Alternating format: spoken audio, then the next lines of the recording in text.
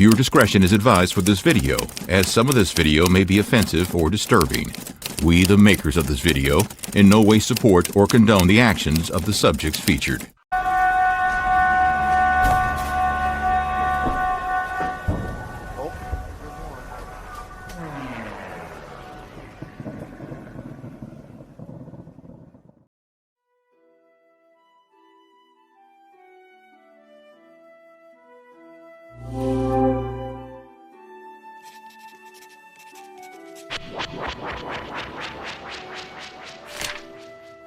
Cognitive dissonance is the psychological discomfort that we feel when our mind entertains two contradictory concepts at the same time. Is he a brother or is he a cornball brother? What does that mean? Well, he's not really, okay? He's black, he kind of does the thing, but he's not really down with the cause. He's not one of us. Not one of us. He's not one of us. For example, I should smoke because I enjoy it. And I shouldn't smoke because it causes cancer. When the concepts have ethical implications, this discomfort is called moral dissonance or ethical dissonance. Growing up Catholic, I think, and holding this value, the value of life so sacred, but also going to a combat zone. I have a duty to the country, and I also have a duty to myself as a person who believes in the value of life. Almost all people except psychopaths have a mental picture of themselves as ethical people. But sometimes people find themselves acting in unethical ways. This creates cognitive dissonance.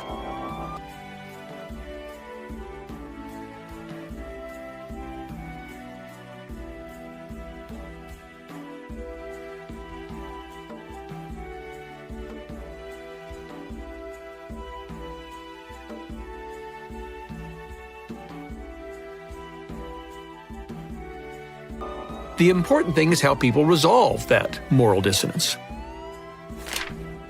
For example, suppose you think of yourself as a good person, but your boss asked you to mislead customers about the reliability of your company's new product.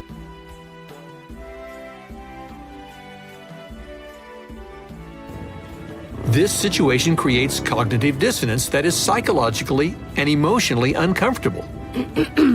In this context, the dissonance seems to manifest as guilt, an unpleasant emotion that you wish to resolve. Now, some people will react to this dissonance by refusing to mislead customers, opting to resolve the conflict by acting honestly in order to preserve their self-image.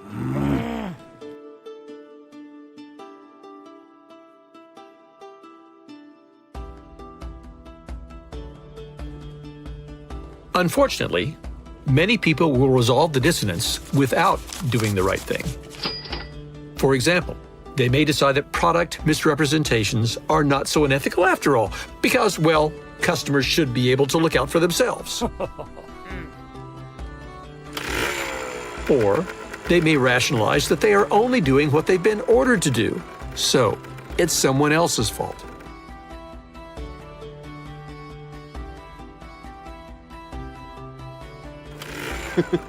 Or they may try to learn as little as possible about the product so that they can view their misrepresentations as innocently ignorant rather than intentionally dishonest. So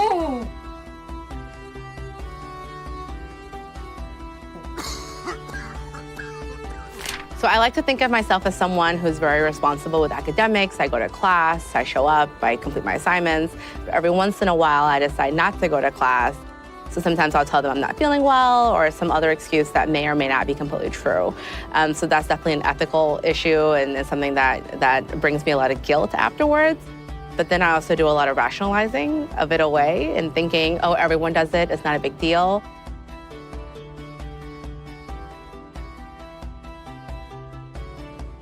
Professor David Luban has noted, in situation after situation, literally hundreds of experiments reveal that when our conduct clashes with our prior beliefs swing into conformity with our conduct without our noticing this is going on.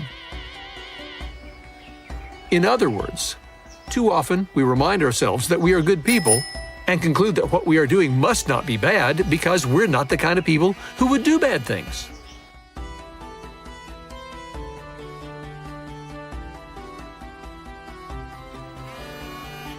Hello? The human ability to rationalize, or in other ways, distance ourselves from our bad acts, sometimes seems unlimited.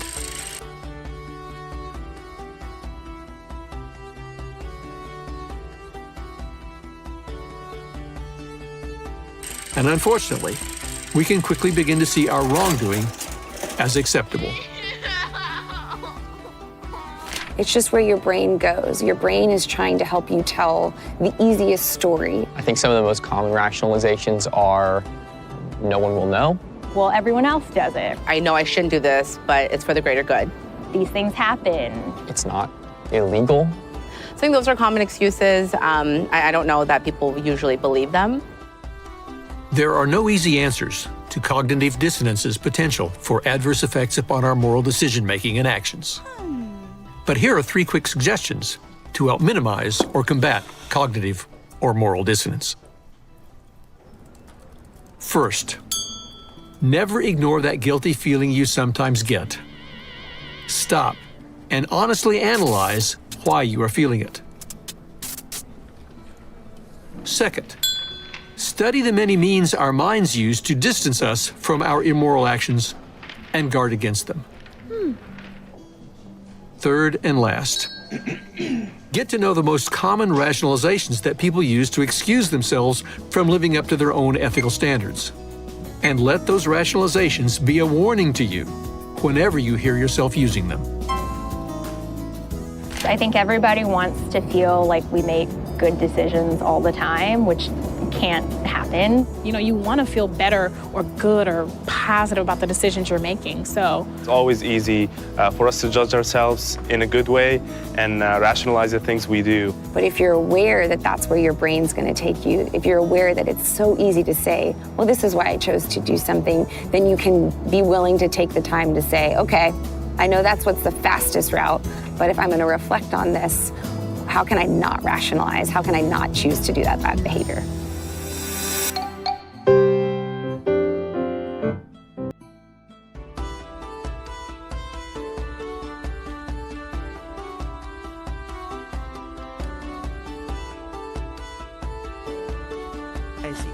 Number 6, the ostrich bias. This is the decision, or rather subconscious decision, to ignore the negative information. It may also be an indication we only want to consider the positive aspects of something. This goes beyond not only looking for the positive information, but this is when there is negative information and we choose to ignore it as an outlier. Sometimes, even when we have a problem, we try to ignore it thinking it will go away. To avoid finding out negative information, we just stop looking for it.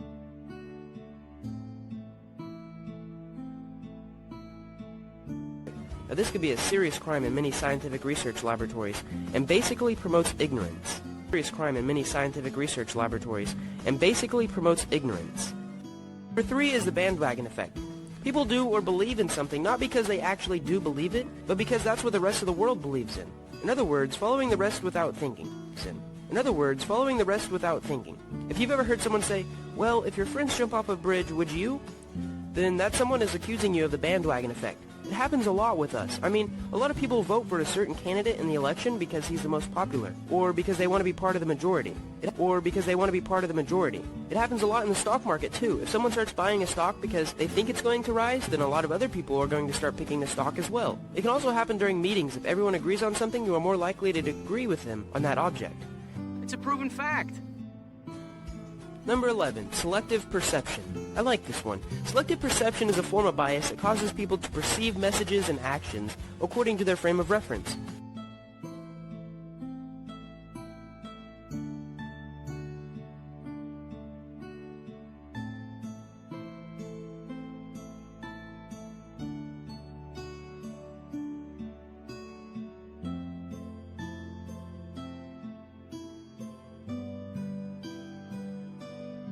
Using selective perception, people tend to overlook and forget that contradicts their beliefs or expectations. The last one is called the blind spot bias.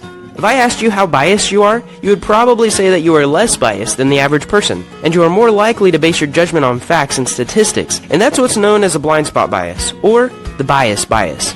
You are biased because you think that you are less biased than everyone else.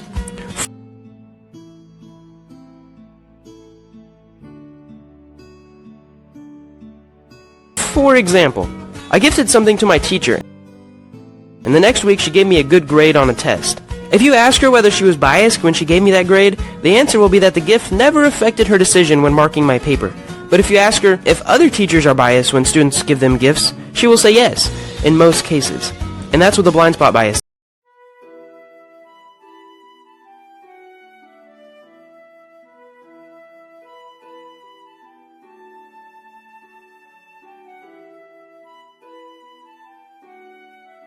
I don't want to be a bully. It's not fucking bullying. Everybody's so soft. It's tough love.